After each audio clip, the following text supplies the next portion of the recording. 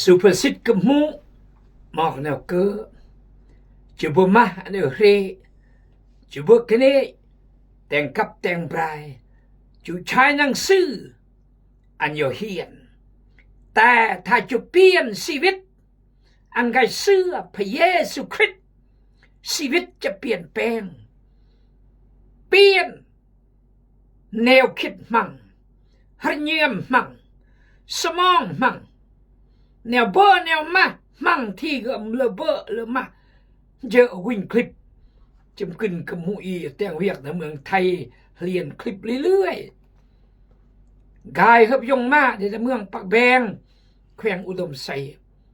เบอร์มามเบลือจำกินก่อนนิ่มเบลียเบอร์มามเบลือกระเดียมคนเบอร์เอือกบูดเอือกเอสาร์คอลลาเจนการจิกายขี้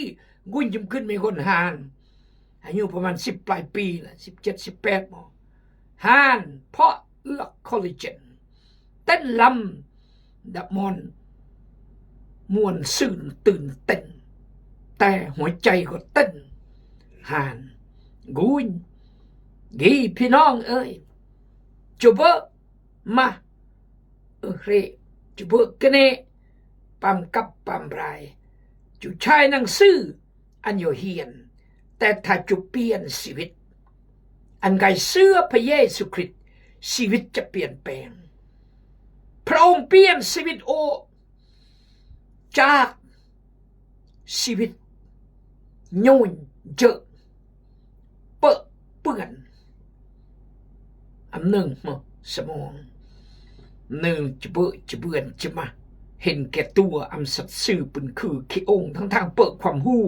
เปิดธนายงเอือกยาพินกดมองอำย่อมเสียเปรียบ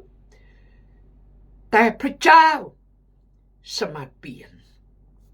อันตะซิโอนสมพรเมื่อคนเมเรนเรืองขอบคุณพระเจ้าขอพระเจ้าอวยพรครอสมัยเนื้อก่อนขมูลตู้สรีลุยจมกันขอบใจบกดแชร์กไลค์และคอมเมนต์ขอบใจที่บติดตามรายการชีวิตยี่น้ออาวังและคอมเมนต์อะไรกายขอพระเจ้าเสริมกำลังตะท้อถอยจากการดำเนินชีวิตดาพระเยซูคริสต์ตะแยะเยี่ยมตะท้อถอยจากการดำเนินชีวิตดาพระเยซูคริสต์แม้ว่าจะยากลำมากแม้ว่าจะทุกข์แม้ว่าจะถึกการดูทุกข์ดูหมิ่นถึกการข่มเหงถึกการเจาะเย้ยไขว่คลายตั้งอ้อความจริงมากบัดถึกเรื่องดูถูกดูหมิ่นถึกเรื่องประนามไขว่คลายอำกุยความสำคัญในกุจริงสำคัญพระเจ้าอีคือจริงอาชีวิตยัดกันรุมจริงนี่อาชีวิตยัดและสร้างโลกีในอุดมเอือกสาเขียวเหยียบทหารอเมซอนแย่งคลิปเรื่องโลกีกับมงยังไม่ม่วนแต่โลกอีนเวรพออากาศคุ้มโอ้แย่งแล้วงึดประหลาดอัศจรรย์ความคิดในพระเจ้าสมองในพระเจ้าสร้างจักรวาลโลกนั่นเอง cosmology จักรวาล cosmology ภาษาอังกฤษ adjective cosmological world จักรวาลโลกีนี่คือพระเจ้าได้อีสร้างอุ่นยากอีจะเข้าใจยากอีจะเนืองยากอีจะอธิบายเบื่อนนักวิทยาศาสตร์อธิบายเท่าที่เราอธิบายแต่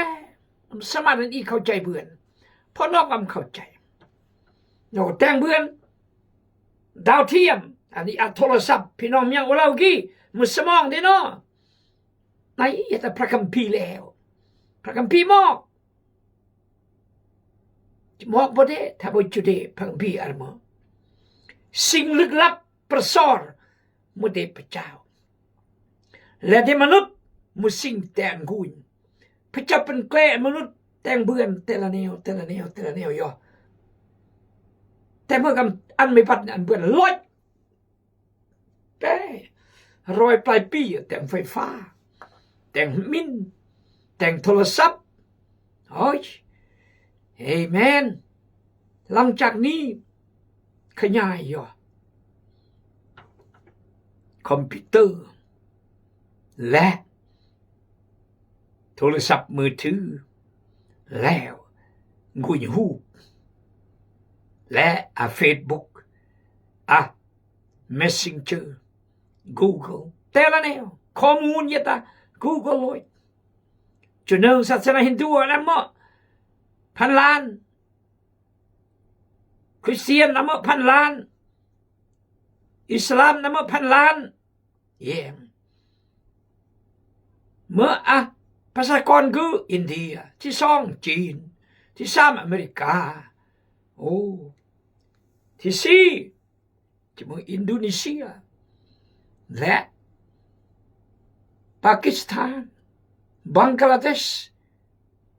และญี่ปุ่นบราซิลเป็นลำดับยัดตะGoogleปกูดข้อมูลลอยตะโลกอียัดนี่นะมียัดเอ็นไซโคพีเดียละปุ่มโอ้ก็น้องแต่ก็นี่บังอุ่นโทรศัพท์สุดยอดรวมข้อมูลแนวคิดสติปัญญาความสลาดไงปลาอุ่นดะโทรศัพท์ที่ติพี่น้องแล้วที่อีจะแย่งอีจะเลือกอีจะเข้าใจและอีจุเดและอีจะเกิดจุยันขอพระเจ้าเมตตาอีที่จะสลาดเฮรและหมดสิ่งเลอะกายอุ่นชีวิตอีและล่อเลี้ยงชีวิตอีอุเขียนสุภสิทธิ์ขี้เกิดเจออุเขียนเราเนื้อกอนอีท่าอัมกรานและกูจุใส่สมองกอนของอนาคตอันสดใสกมุอีกอนอีท่าอัมกรานและกูจุใส่สมองแนวคิดก่อนน้องอนาคตอันสดใสแน่นอนน้องขอพระเจ้าเมตตาอันอีเมื่อไม่คนกูใส่สมองเพราะจะน้องอนาคตอันสดใสถามดึงนี้ก็จะติดแรงงานเบอร์ก็จะติดแรงเบอร์50-60 ปีลอยแรงแล้วทีบางคนเกิดพยาธิโรคคาโหยแล้วลอยแรงเบาหวานความดันสูงจูกระเพาะจูลุยพยาธิโรคมะเร็ง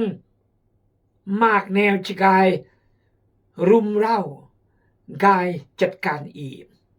จากสิ่งอีเบอร์จากสิ่งอีเอื้อจากอีแตงเวียกนักอำเวนพักผ่อนหัวสิ่งมาบำรุงเพียงพอลออีขนาดได้เกอกำหนดได้เกอกฎเกณฑ์ได้เกระบบระเบียบได้เกที่พระเจ้าสร้างอุ่นมอจะพูดมันก็พูดจะมามันก็มาจะเบื่อมันก็เบื่อจะเอื้อมันก็เอื้อทำลายสุขภาพอีกนี่ยงก่อนสิทธิ์ยาไปวันทองคุณเด็กกงอมปุงก็จะหันมาผ่าตัดเนื้องอกแต่กันรอง2 กิโลผ่าเบื่อแล้วกายสกิลเราให้วันที่14 เดือน 4 2026กำลังกายยงสลบ2-3 บัดโรคมะเร็งตับ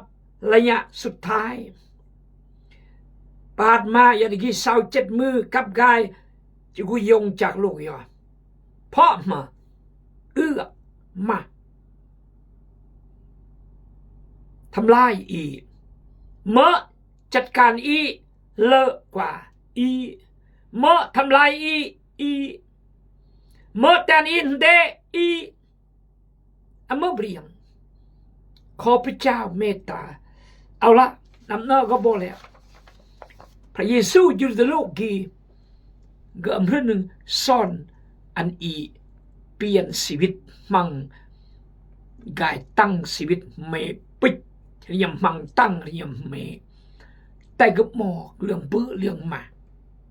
กิริยามารยาทคุณสมบัติชีวิตจิตใจการยัดร่วมชุมชนบรมยอควรจะวางล้อมแบบมือควรจะแต่งแนวกับมือ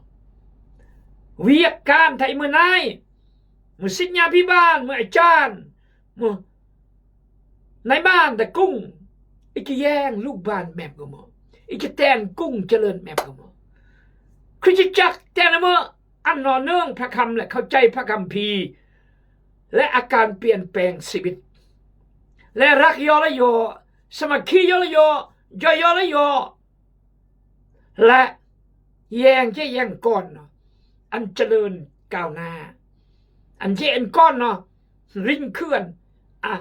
พระเจ้าในชีวิตแล้วก็ความรู้และอาชีพและบางคนเลิกย่างกับพระเจ้าอ่านประคำอธิษฐานนมัสการและมาประชากรเดชาติประเทศเบื่อประโยชน์จากยงมาที่แย่งก้อนเนี่ยสำคัญและประเสริฐและเยื่อมจุจอยก่อนอันก่อนสำเร็จเหมือนเบื่อนเพชรเบื่อนพลอยขอพระเจ้าเมตตา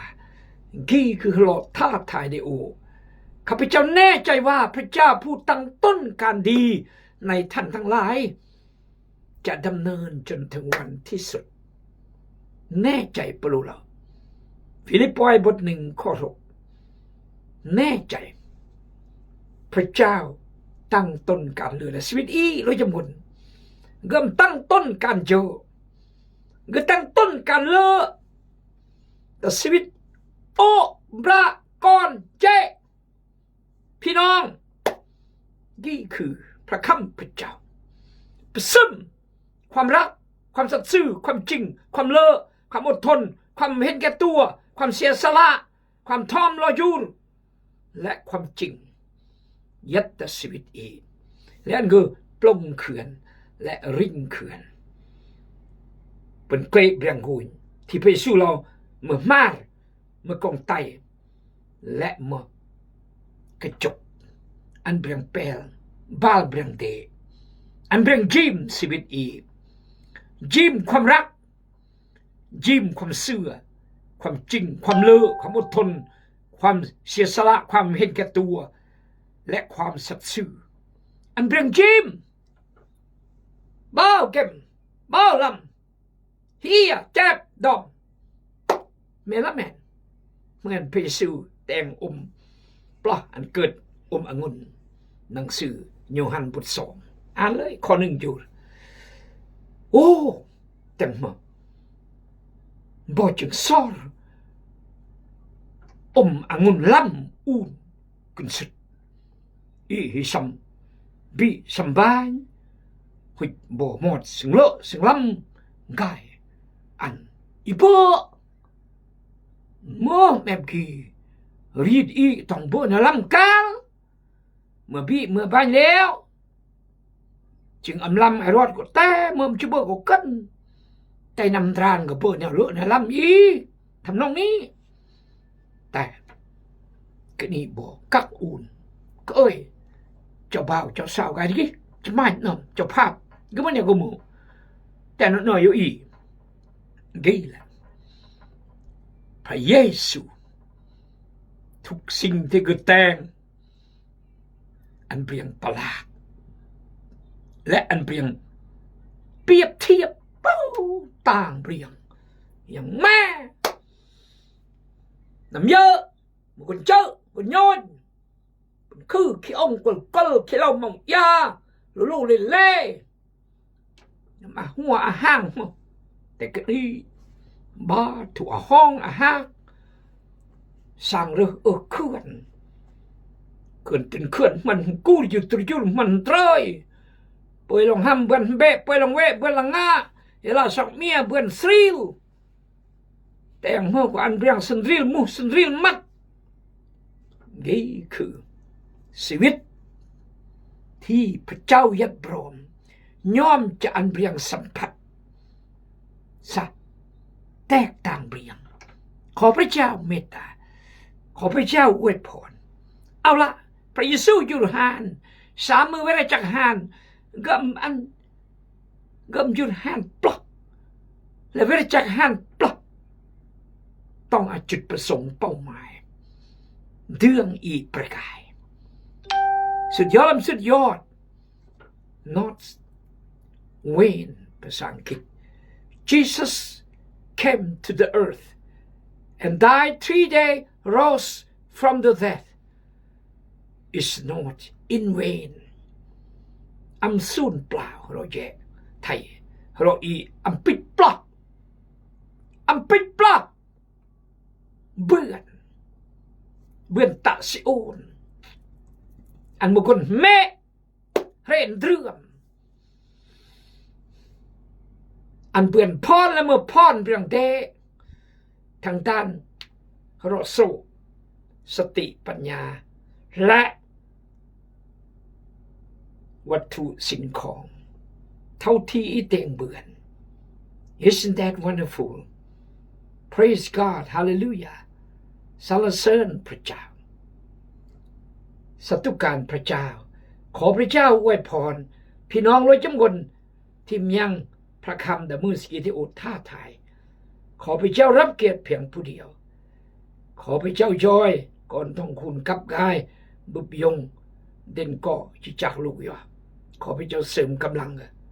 และขอพระเจ้ารับเกียรติทุกสิ่งพี่น้องห้อยมุนสงการครออันตลอดปลอดภัยเช่นกันอธิษฐานในชื่อพระคริสต์เจ้าอาเมนอาจารย์ปรุเราลงมาถ้าพระเยซูคริสต์หักอำหานเวรจักหานหนึ่งข้าวประเสริฐเปิดประโยชน์มาสิ่งอีเทศอีซ่อนอีเป่าประกาศเปิดประโยชน์มาลากซ้ำตัวต้มเรียงและ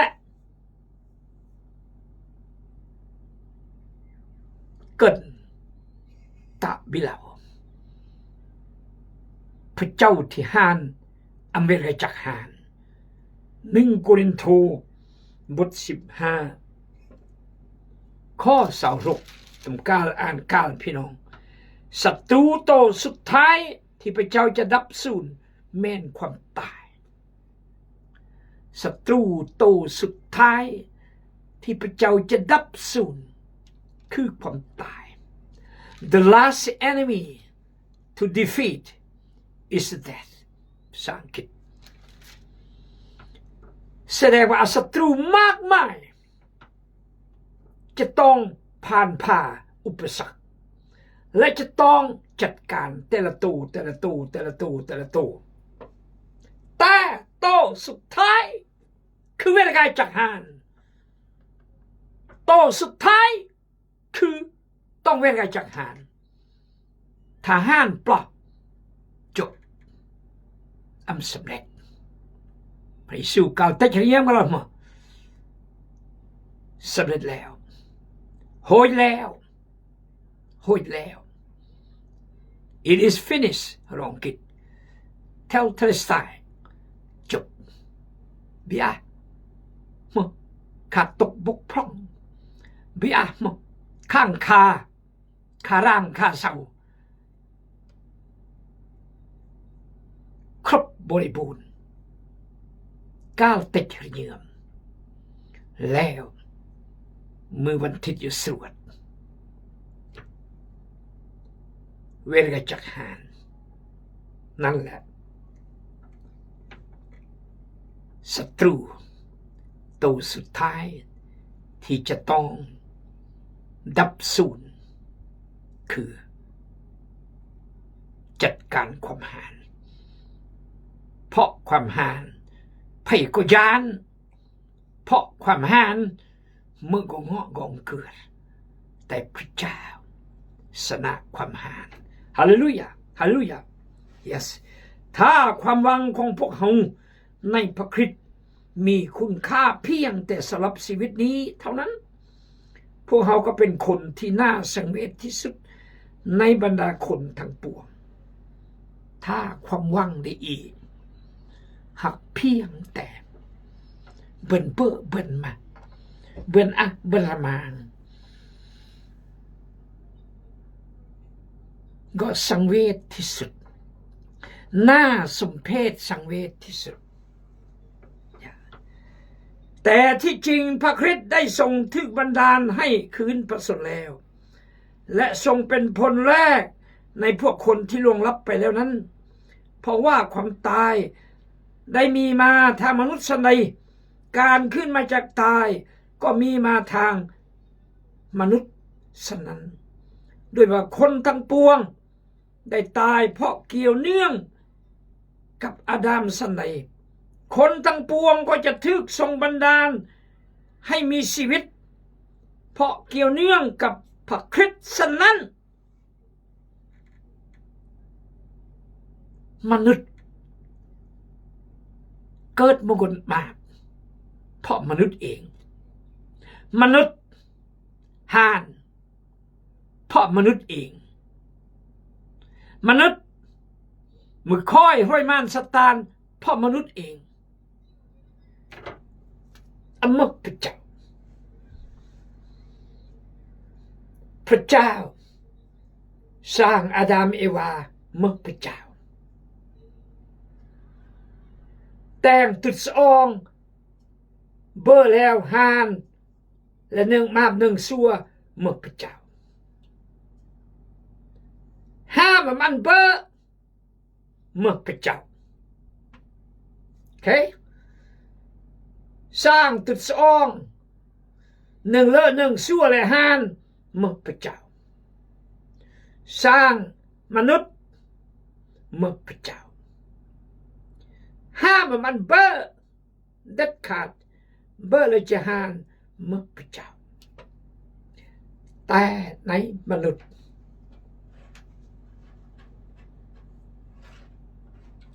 หนึ่งเบอร์ไปสองนำฮลอมากูตละและนำฮลอหาน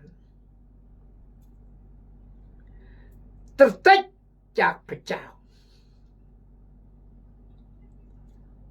และครุกนรกอวิจีเมื่อมนุษย์เองเลือกแต่พระเยซูละมั้งเพราะว่าความตายได้มีมาทางมนุษย์นี้การขึ้นมาจากตายก็มีมาทางมนุษย์นั้นด้วยว่าคนทั้งปวงได้ตายเพราะเกี่ยวเนื่องกับอาดัมสันใดคนทั้งปวงก็จะถูกทรงบันดาลให้มีชีวิตเพราะเกี่ยวเนื่องกับพระคริสต์ฉะนั้นมาบกายจากมนุษย์และมนุษย์จุลอดเจียสวรรค์ก็มนุษย์เองจะต้องเชื่อพระเยซูจะต้องดื่มพระเยซูต้องเกิดไปสู่กุศลชีวิตและแต่งตามพระคัมภีร์มอกตัดแต่งเพื่อมือรีดมือคล้องมือพระพินีต้องเชื่อดื่มเสมอด้วยระเยื่อมอมกำปงปลออันนั้นเมื่อก่อนเชื่อพระเยซูกำปงปลอรับใส่พระเยซูด้วยกำปงปลออาจารย์กำปงปลอศาสนาจารย์กำปงปลอก็เต็ดปลอกำปงปลอระเยื่อมอามเป้ขอพระเจ้าเมตตาอีกที่จะอมกำปงปลอแต่จะหมดชีวิตยังไม่รอบบารอบอาเมน